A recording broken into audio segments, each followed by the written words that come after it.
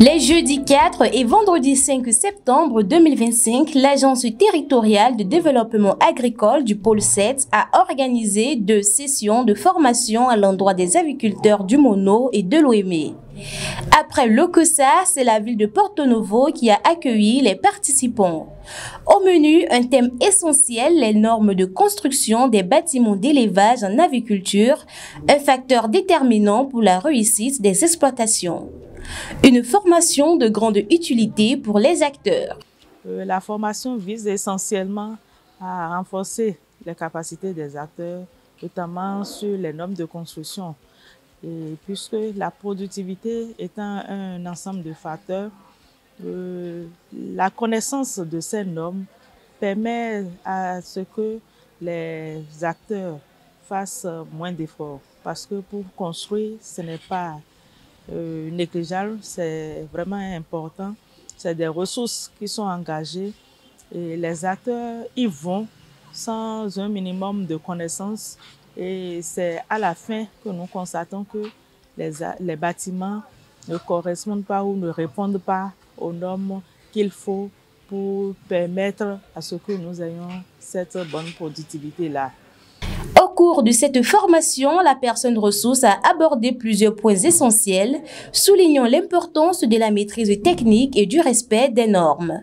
Souvent, on commence l'élevage, on voit que c'est une bonne chose, le voisin le fait, c'est rentable, mais on ne prend pas les précautions suffisantes. Et le bâtiment, c'est un élément qui peut vraiment constituer l'échec du projet.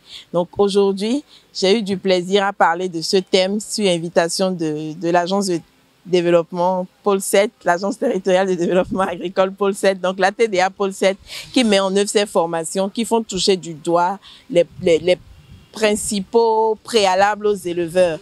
Parce que les sujets, on n'a pas la bonne ponte, on n'a pas le bon résultat, on est là en train de courir de pharmacie en pharmacie, de chercher le médicament, alors que c'est parce qu'on n'a pas posé les bonnes bases. Et le bâtiment est une bonne base. Ce qui a été aussi intéressant dans les échanges, c'est qu'au-delà de ce que nous on a apporté en termes de normes, les éleveurs se sont eux-mêmes partagés les astuces d'atténuation. Parce que le bâtiment est déjà là, il n'est pas parfait, mais comment on peut faire pour quand même profiter un tant soit peu de ce qu'on a actuellement avant de penser à l'amélioration. Très satisfaits, les participants ont exprimé leurs impressions, remerciant la TDA 7 pour cette opportunité qui vient renforcer leurs capacités et améliorer leurs pratiques en aviculture. Cette formation, ça tombe bien parce que ça va nous permettre, avant de se lancer, de mieux construire le bâtiment pour ne pas avoir à faire des pertes après.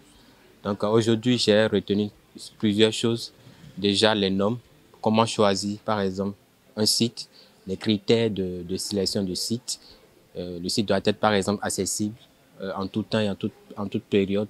Le site doit être un peu éloigné du bruit et tout. Donc aussi, on nous a parlé des normes de construction aussi, que comment orienter le bâtiment par rapport au vent, par rapport au soleil et tout. Donc avec tout ça, on pense que dans l'avenir, les agriculteurs peuvent produire le meilleur d'eux-mêmes. Je les remercie beaucoup parce que ce qu'ils font, c'est pour aider les éleveurs et aussi augmenter, quand ça marche bien chez nous, les éleveurs, il y aura encore la production des choses dont on nourrit beaucoup de bouches en ce moment. Donc, je les remercie beaucoup. S'il y a aussi encore deux zones qui peuvent nous aider à franchir, qui peuvent toutefois nous aider à le faire.